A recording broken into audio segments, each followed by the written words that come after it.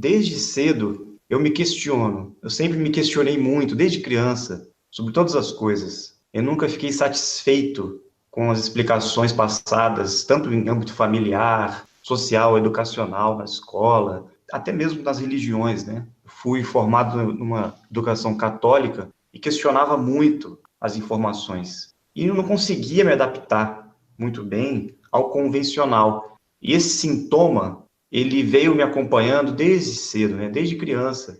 E eu vim me questionando, até que algumas experiências que podemos dizer traumáticas, né? Experiências de vida, né? Que a gente passa, que mexe com o nosso emocional, que traz um amadurecimento para nós, me colocaram diante de uma reflexão, né? Sobre a vida, questionando mesmo as coisas. Qual o propósito da vida? Por que nós estamos aqui, né? Para onde vamos? De onde viemos? Será que existe uma razão de estarmos aqui? O que é a morte, não é? Vamos morrer? Existe continuidade? Existe um fim? O que as religiões falam é real? Céu, inferno? E até aquele momento eu queria ter uma compreensão, porque é um sentimento que batia, que não tinha muita conexão com a realidade, porque eu via as pessoas vivendo naturalmente, buscando segurança, trabalho, família, relacionamentos, dinheiro, segurança, e a minha preocupação era outra. A minha preocupação era justamente encontrar um sentido maior para a existência. Isso me fez, desde cedo, né, começar a pesquisar. E a primeira coisa que eu fiz foi olhar para o céu. Quando eu olhava para o céu, eu via as estrelas, né, essa imensidão, e eu me questionava: não é possível que nós estamos sozinhos nesse universo. Não é possível que só exista esse mundo, essa humanidade. E se Deus existe, qual é a razão dele ter criado tudo isso? Quem criou tudo isso? Né? O que nós estamos fazendo aqui? Então, isso me levou a começar a estudar, a pesquisar, buscar livros, né? A princípio, eu me envolvi muito com a ufologia, né, buscando conhecimentos relacionados a extraterrestres, a discos voadores, porque eu queria ter a prova, eu queria ter uma certeza de que realmente existia algo e que nem a ciência, nem as escolas, nem a mídia, nem os governos estavam dispostos a apresentar. E se não estavam dispostos a apresentar, qual era a razão de ocultar a verdade? Qual é a razão de esconder o conhecimento? Por que nós estamos sendo enganados diante de uma realidade que pode vir a existir? E não tive nenhuma experiência na época, não tive nenhuma prova da existência de nada. Porém, logo depois do meu primeiro relacionamento amoroso, aquele primeira crise que nós temos, né, do amor, eu parei tudo que eu estava fazendo. Eu lembro que eu tinha 17 anos, olhei para o céu e perguntei: se existe uma razão, se existe uma resposta, um propósito para isso tudo, eu quero receber essas respostas, eu quero encontrar essas respostas. E nisso veio uma sede de conhecimento tão grande que eu entrei na primeira livraria que eu vi na minha frente, saí comprando todos os livros que existiam na área de espiritualidade, religiões, esoterismo, filosofia, e devorei. Passei 3 anos devorando livros, estudando, e isso me levou a uma vida meio reclusa até. Eu acho que nessa fase inicial foi muito importante, porque foi um acúmulo de informações variados, né? Uma pesquisa teórica, vamos dizer assim, sobre várias religiões, filosofias, linhas de pensamento e grupos e pessoas que estavam buscando a mesma coisa que eu, né? Respostas. Muita coisa ficou clara para mim, porém, a inquietação e a dúvida e a necessidade de realmente ter aquela confirmação de que algo precisava ser feito. Não bastava ter apenas um conhecimento, informações, leituras. Eu comecei a sentir necessidade de ir para a prática e realizar algo, um trabalho, um compromisso, alguma coisa que eu tinha que fazer. E eu não ficava em paz, eu sentia que eu tinha que fazer alguma coisa, que eu tinha que ajudar as pessoas, que eu tinha que fazer algo pelo mundo. E não sabia o que era. Então, eu comecei a me envolver bastante com a espiritualidade, comecei a estudar muito o kardecismo, o espiritismo, né? E depois adentrei para os estudos da teosofia, de Helena Blavatsky, a Sociedade Teosófica. Cheguei a me filiar, inclusive, à Sociedade Teosófica, me tornei membro e passei uns 2, 3 anos estudando muito essa parte esotérica, principalmente a teosofia e a Rosa Cruz. E na época, eu lembro que eu fiquei muito satisfeito, assim, porque as explicações dessas correntes filosóficas, espiritualistas, me convenciam muito, traziam muita coerência para mim em muitas coisas, e eu acabava transmitindo isso para as pessoas. Eu comecei a sentir necessidade de propagar as informações que eu estava descobrindo.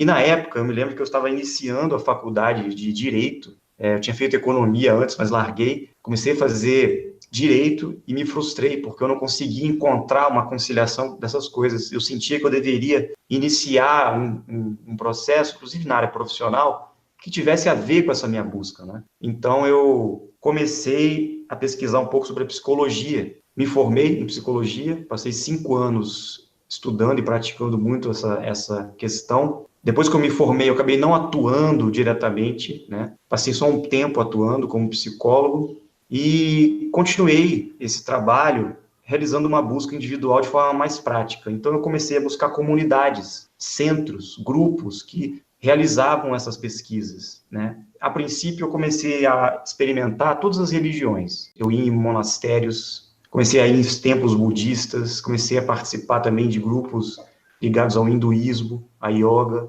e comecei a estudar e querer entender como eram essas práticas. Todas elas mostravam um caminho que sintetizavam o quê? A busca da união com o Supremo, ou o retorno para uma morada superior. Ou seja, qual é o nosso destino, né? Então, passando por essas religiões, esses grupos, eu não conseguia me adaptar, não conseguia me filiar a nada, nem me sentir parte daquilo. Mas como pesquisador, investigador do conhecimento, eu passava, quando aquilo fazia sentido para mim até um certo ponto, eu deixava e trazia o que era útil para mim e carregava na minha bagagem, não é? Que não adianta a gente ler milhões de livros, até frequentar grupos, realizar práticas e rituais e várias questões, se você não se trabalhar, se você não se conhecer. E o autoconhecimento vai vir na experiência de vida, não adianta. E nos pilares da vida: família, relações amorosas, vida profissional, saúde.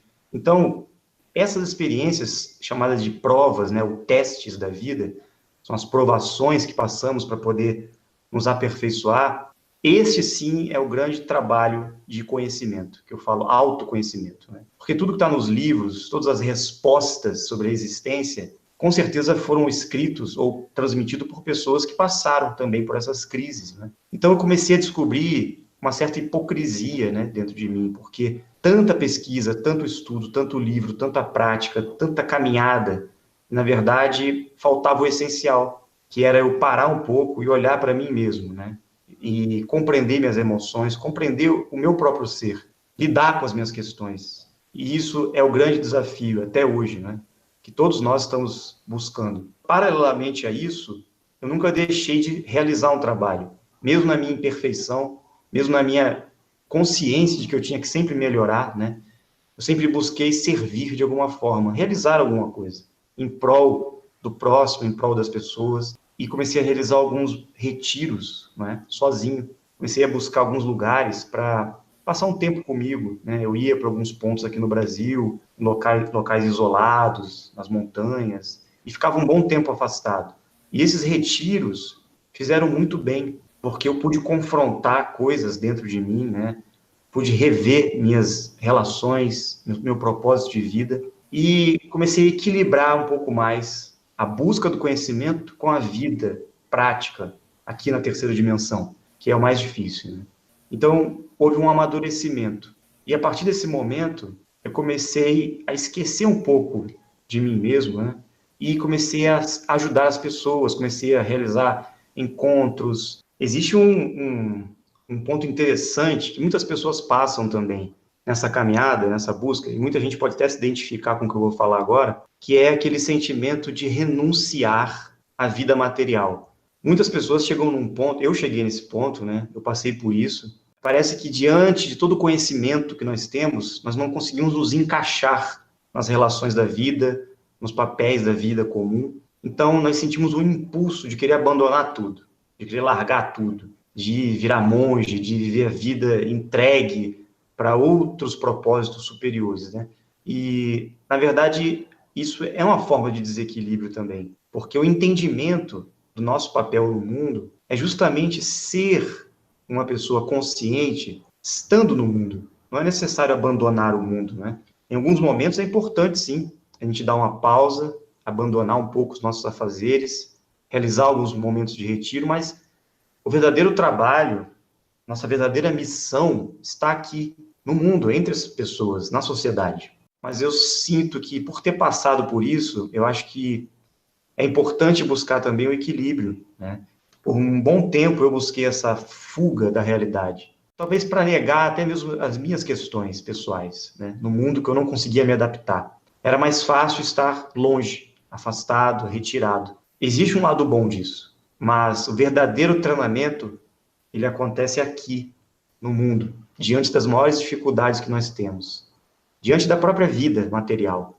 Diante de tudo isso, eu consegui integrar a nossa natureza divina com a nossa natureza humana. Então, foi nesse momento de ruptura que eu tive. Eu me lembro que eu quase virei monge, passei um tempo, inclusive, no monastério, em treinamento, e abandonei, saí de lá e voltei.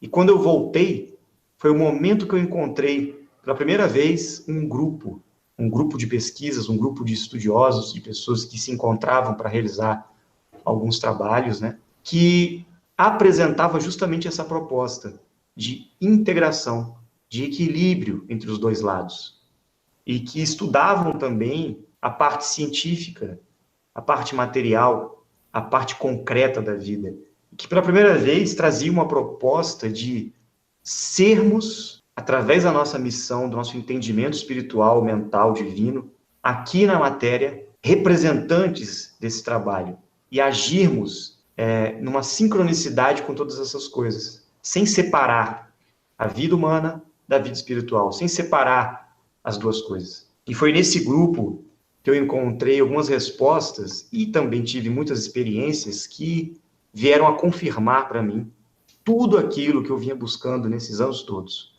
Foram quase 20 anos de busca e pesquisa, e quando eu encontrei esse grupo, que é chamado Dáquila Pesquisas, muita coisa ficou clara para mim.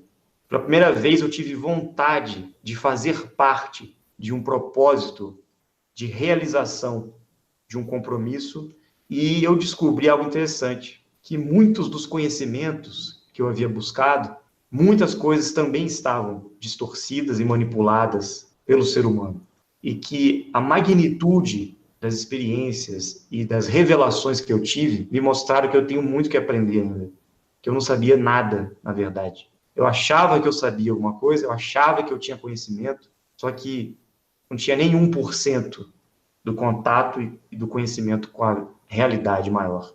E não tem fim. Mas o que o Dáquila traz de diferente, né? O que diferencia? Dáquila, ele sai do âmbito místico, religioso, dessa questão espiritual. Ele volta mais para as coisas mais concretas, para aquilo que pode ser realmente comprovado. Então, eu acho importante, sim, que não apenas a ciência, mas até as religiões, a história da humanidade, a história das religiões. Então, a ciência rejeita muita coisa, ela evita entrar em contato com muitas informações e descobrir algumas realidades que estão aí o tempo todo. E nós não. Nós vamos em direção a essas realidades. Nós vamos enfrentando e buscando e quebrando os paradigmas justamente para apresentar ao mundo essa revolução do conhecimento, esse avanço, sair do senso comum, sair do que já está estabelecido e ir além. Precisamos, né, que o mundo seja melhor, na prática, não apenas na teoria.